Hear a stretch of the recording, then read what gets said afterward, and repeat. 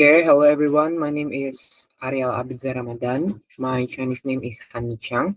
My student ID is 114ZU105. So I will present about Trumponomics tariff impacts between the United States and Taiwan.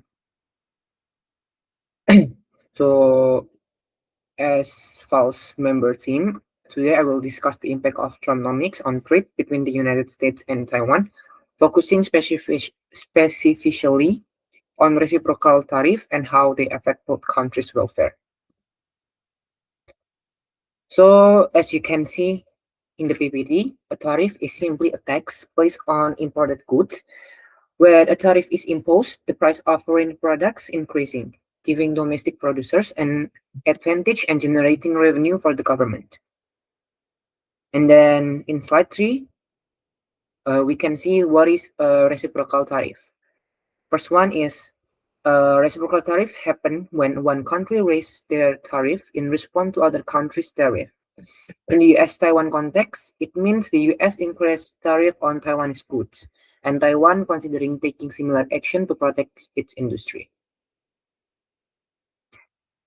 For the examples under Trumponomics, under the America First approach, the US imposed tariff on a wide range of imported goods, including electronics and machinery. Taiwanese exports, especially semiconductors, faced greater uncertainty, and Taiwan explored potential countermeasures to reduce economic damage. On the fifth slide, we can see the difference between tariff versus quotas. So basically, tariff and quota are both protectionist tools. A tariff raises the price of imports, while a quota limits the quantity imported. Tariff allow quantity to adjust naturally, whereas quota strictly cap how much can enter the market. And then in the sixth slide, we can see when a country can prefer a quota. A country may prefer quota when it wants full control over import volume. Quotas can guarantee domestic producers a fixed level of protection, especially in politically sensitive industry.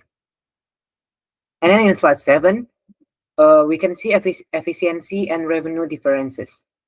So both tariff and quota create efficiency loss, but a key difference lies in government revenue. Tariff generates revenue automatically, while quota only generates revenue if licenses are sold. If foreign exporters capture the quota rents, the domestic country gains nothing. And then the 8th slide, we can see the graph. It's about US import market with tariff. This diagram shows the effect of a tariff from the US perspective. The tariff raises the domestic price from the world price to the world price plus tariff. As a result, imports shrink and the government collects tariff revenue. However, consumers face higher price, creating a deadweight clause. So in the 9th slide, this is the effect of Taiwan export market with US tariff. This graph shows Taiwan export market to the US when the US imposes a tariff. Demands for Taiwanese goods falls. This shifts the export demand curve leftward, lowering both the export price and quantity. Taiwanese producers lost revenue and the export sector's contracts. And then we can see the welfare effects on Taiwan. For Taiwan, the tariff mainly hurts producers who depend heavily on US demand. Consumers feel very little effect because these goods are mostly exported. The government may also lose tax revenue from reduced export activity. But overall, Taiwan's welfare declined due to shrinking production and income. And we can see the welfare effect on the US. In the United States, consumers face higher price and fewer choices. Domestic producers benefit as foreign competition weakens, allowing them to increase their output. The government gains tariff revenue, but not enough to offset the deadweight loss. So the overall welfare effect is negative. So in conclusion, in summary, reciprocal tariff disrupt trade flows and reduce overall economic efficiency. While some industry gain short-term protection, both Taiwan and the United States face welfare losses when tariff escalate. The broader economy becomes less efficient as a result. So that's all for me.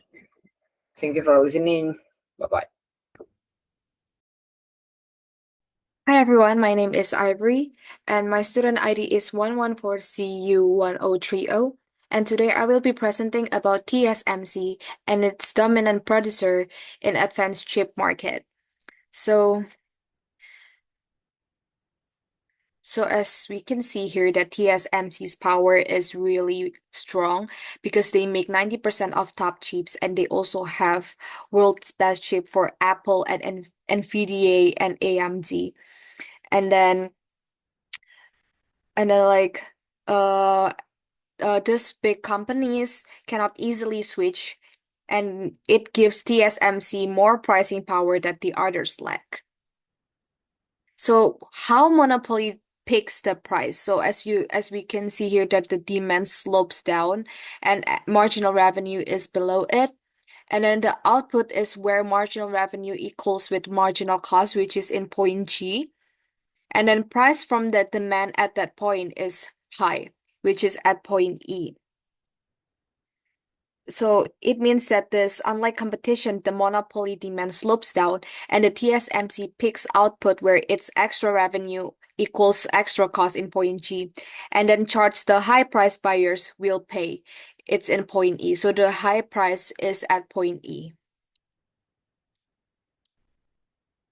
So next one is the loss welfare. So as we can see here that the competition will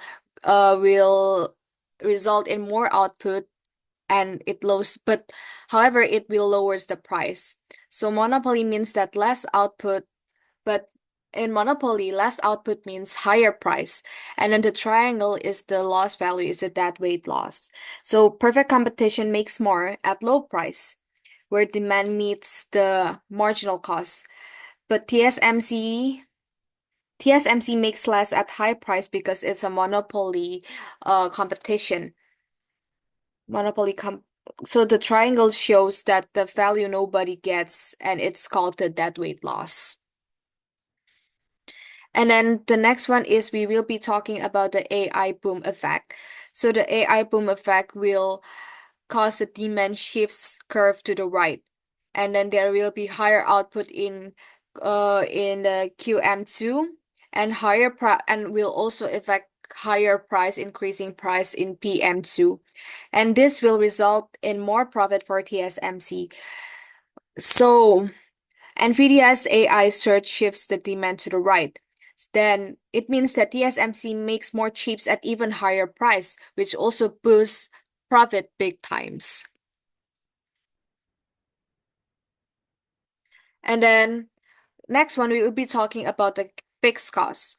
So the fixed cost is so the fixed costs for TSMC are massive because they have $40 billion per new US FAB, and they also have plus tools like R&D and clean rooms like EUV machines, sorry. And this don't change with output but must be covered. So that's why it's huge upfront spend. And meanwhile, the variable cost is covers wafers, labor per chip, and also power. So variable costs rise with the chips made, like wafers and power and labor per chip.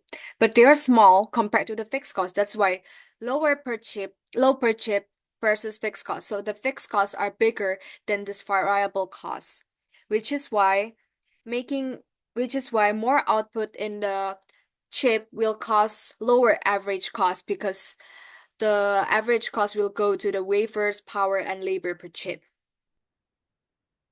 So the next one is we will be talking about why natural monopoly. Because sky-high fixed cost means that only giants like TSMC thrive at scales. So it means that high fixed cost will cause more scale savings.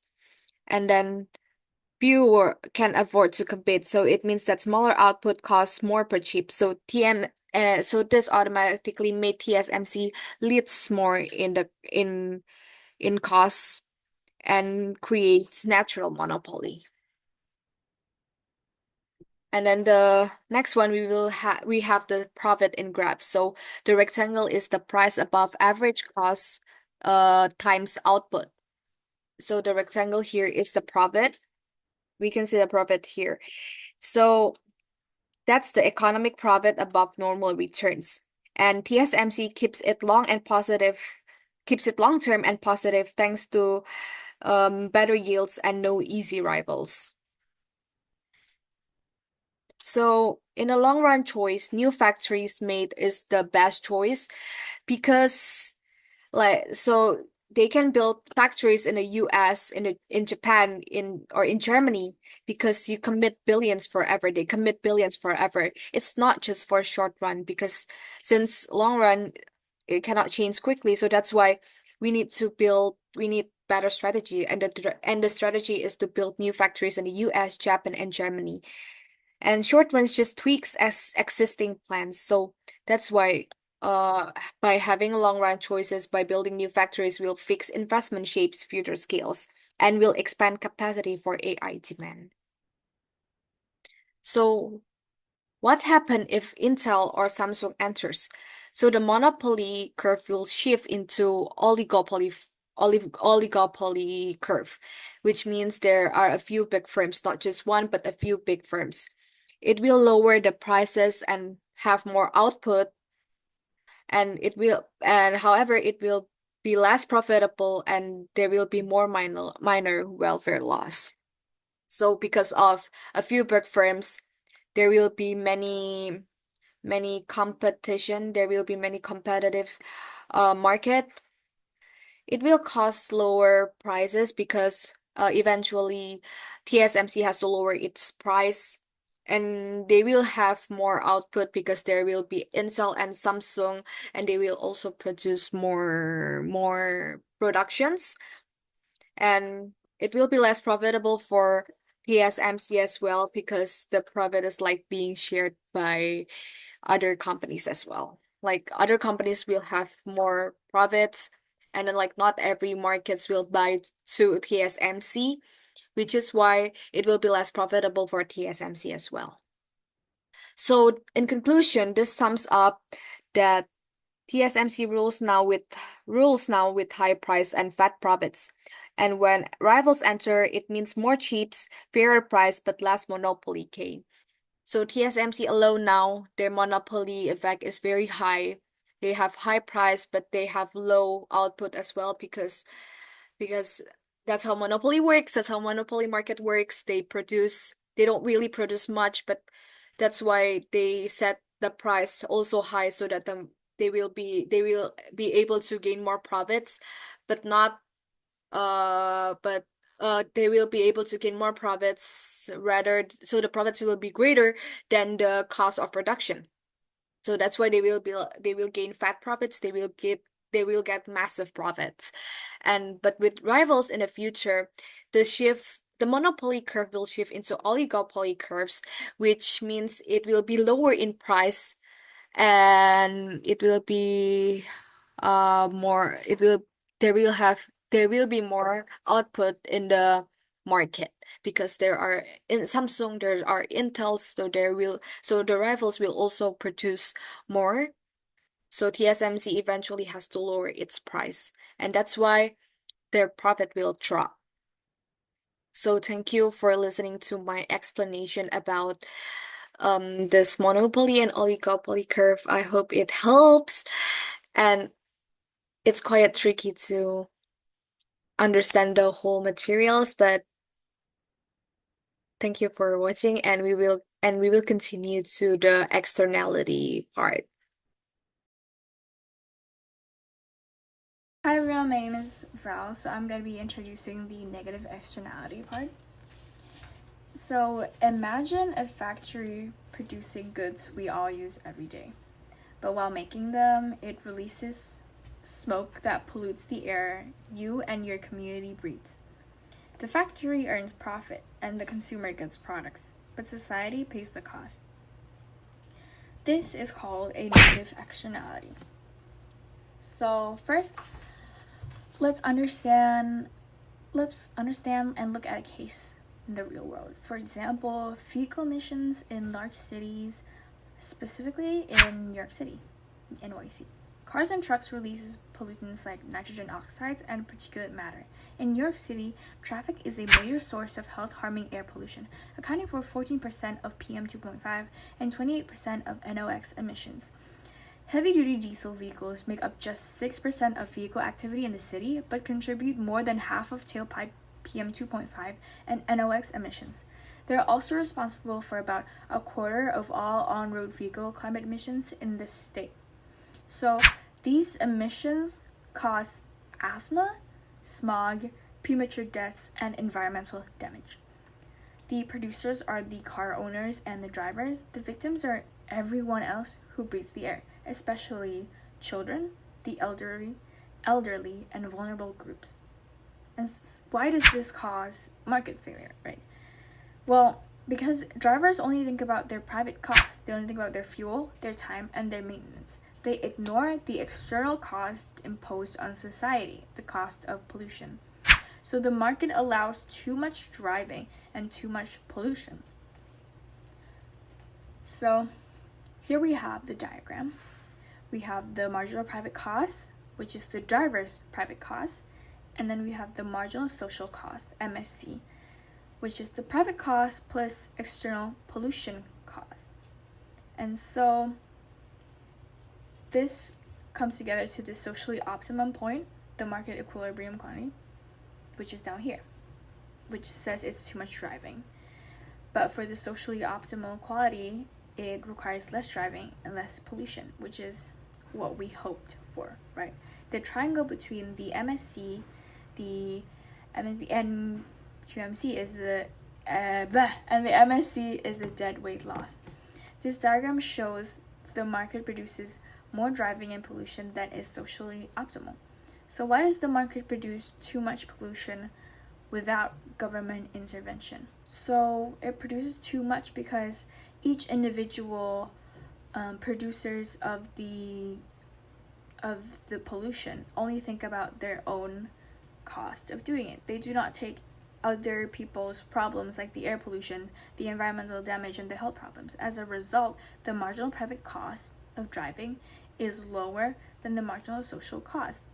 This makes driving appear cheaper than it truly is to society.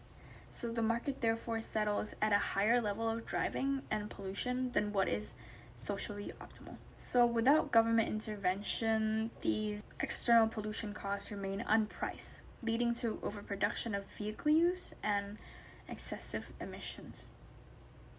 So obviously from this negative externality, the gainers would probably be the drivers or the firms behind these owners of car and truck operators.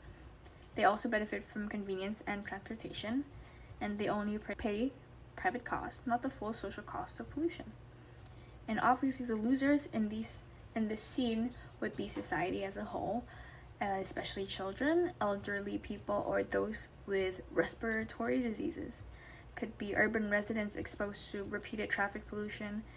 And so they bear the health and environmental damages without compensation, even though they did not directly cause the pollution in this case. So how does dead weight loss represent inefficiency, you ask?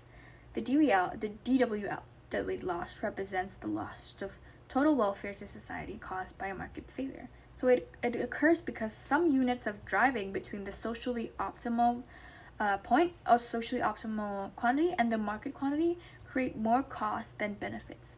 In this case, the social cost of driving exceeds its social benefit, and so these extra trips should not occur.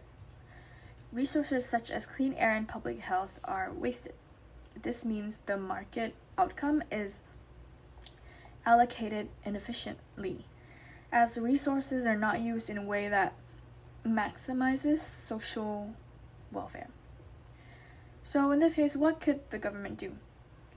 The government could impose direct regulations such as emission standards for vehicles, for example, like maximum NOx or PM 2.5 per car, requiring catalytic converters or diesel particulate filters, and also banning or restricting high emission vehicles in city centers. And so the strength of the solution would be that it provides certainty, I guess. Pollution levels are directly limited through these policies, and it's easy to understand and enforce. And it's also effective for specifically targeting highly polluting vehicles. The weaknesses of these solutions is that it can be inflexible. All the drivers face the same rule regardless of each of their costs, right? And it's often more expensive than market-based solutions. Also, it offers very little incentive for firms or drivers to reduce pollution beyond the standard. So what we can do is impose a Picovian tax. A Picovian tax is a tax imposed on activities that generate negative externalities, such as vehicle emissions. In this case, the tax increases the private cost of driving. This is another solution to it. Drivers can now face a cost that reflects the pollution damage they cause through this Picovian tax. So this shifts behavior towards less driving, cleaner vehicles, or public transport. And as a result, the private incentives align with social welfare, as well as reducing pollution to the efficient level. How should the tax rate be set, right? To fully internalize the externality, the tax should be set equal to the marginal external cost. This means that the tax would be equal marginal social cost minus marginal private cost at the socially optimal quantity, like here we have on the diagram. When it is set correctly, the marginal private cost plus the tax should equal to the marginal social cost. The market outcome moves to the socially optimal equilibrium, and the deadweight loss would be in turn eliminated, essentially. So this is a great solution other than the government intervention one. So this restores efficiency after the tax because drivers only take trips where social benefit is more than or equal to social costs. And so overproduction of driving would be reduced, and the pollution in turn would fall. And this allocative efficiency is restored. Let's take a look at a real-world policy. For example, we have Taiwan's air pollution control fees. So Taiwan imposes air pollution fees on factories and power plants based on the amount of pollutants they emit, such as sulfur dioxide, and nitrogen oxides. So this acts like a Picovian tax, making polluters pay for the social cost of pollution. And its effectiveness, it's encouraged firms to install cleaner technology and reduce emissions. And it also helped improve urban air quality, especially around the industrial zones. And it also has generated generated government revenue that can be used for other environmental protection projects. One of the challenges that this policy faces is that it's difficult to accurately measure emissions, especially for smaller firms. Some firms may pass the cost on to consumers through higher prices, and there's also political resistance from industries that face, a higher production cost. So overall, the policy has been partially effective, but enforcement and monitoring still remain a key thing to do. So next we move on to international problem. When pollution affects neighboring countries, for example, cross-border air pollution or global climate change, the problem becomes an international negative externality.